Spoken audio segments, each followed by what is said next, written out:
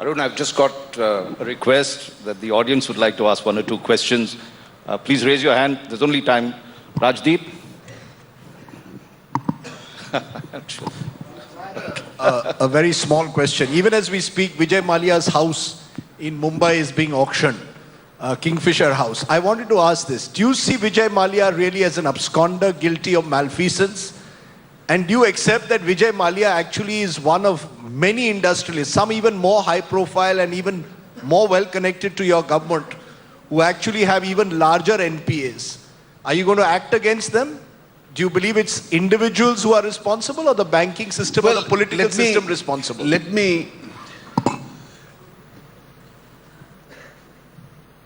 not give you an answer which you would want to sensationalize. No, give me an honest answer. Mine will be an honest answer because I have to answer for sins my predecessors have committed. You see, the NPA problem is really on two counts. One part of the problem is because certain sectors of the economy had slowed down. So if you analyze the NPAs, the largest are in the steel sector, which was facing a huge Chinese surge coming into India. There is some problem in the textile sector. There was some in the highway and the infrastructure sector. Some were of the state governments, the DISCOMs in the power sector. Now, these constituted some of the major NPAs. Now, this is because of the economic climate and the economic factors which have taken place. In these cases, the sectors need to be addressed if you want to solve the real problem. And we've actually addressed most of these sectors. There is a second category where large amount of loans have been given in individual cases, and some of those people would have misconducted themselves. There may not be adequate sureties, and that's a source of worry. I think these cases need to be segregated from the rest of the cases which are on account of the sectoral slowdown. Those NPAs which are a result of the sectoral slowdown, once the upward movement in those sectors starts, those NPAs could even cease to be NPAs. But these are the ones which are the real cause of worry because there are moral and ethical issues besides legal liability involved in these cases. I think in the kind of examples that you mentioned just now, this has brought a huge bad name both to India's banking as also to India's private sector. And I think it's extremely dangerous for the future that if we are not able to remedy this.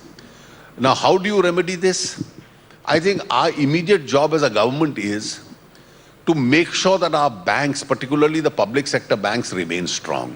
So I am trying to recapitalize the banks. The Reserve Bank has 2 weeks ago taken a step in order to ease in their capital norms, which brings in more capital into the banks itself. Steps for change of managements in some cases, steps for sale of assets in some cases. The banks have been advised by the Reserve Bank to follow that policy. The government agrees with that approach. And I think eventually, once over the next few weeks, we are able to bring the insolvency law, there will be a structured statutory mechanism under which all this will be more easily possible. But do you see Mr. Mallya as an absconder guilty of malfeasance? Well, why do you want me to make comments on individuals? You had a full debate in Parliament on it. That's why I'm asking you, where does the government stand what I have to say, his facts are clear. It's pending in court. Every government agency, whether it's the taxation department or it's the investigative agencies, wherever he has violated the law, is going to take strong action. As far as the banks are concerned, I've found out the details from the bankers itself. I've been briefed that they are going all out to recover every penny of the last rupee that they can from him. Incident, a promising young kabaddi player was shot dead on the streets of Rohtak in Haryana. What's truly alarming is that the fatal shooting was caught on camera on Tuesday afternoon. Kabaddi player Sukhwinder Singh. Tired of living a quiet, happy, boring life, so I decided to get married. And my wife says, welcome to hell, boy. But the episode ain't that bad. It's just about all right, above average.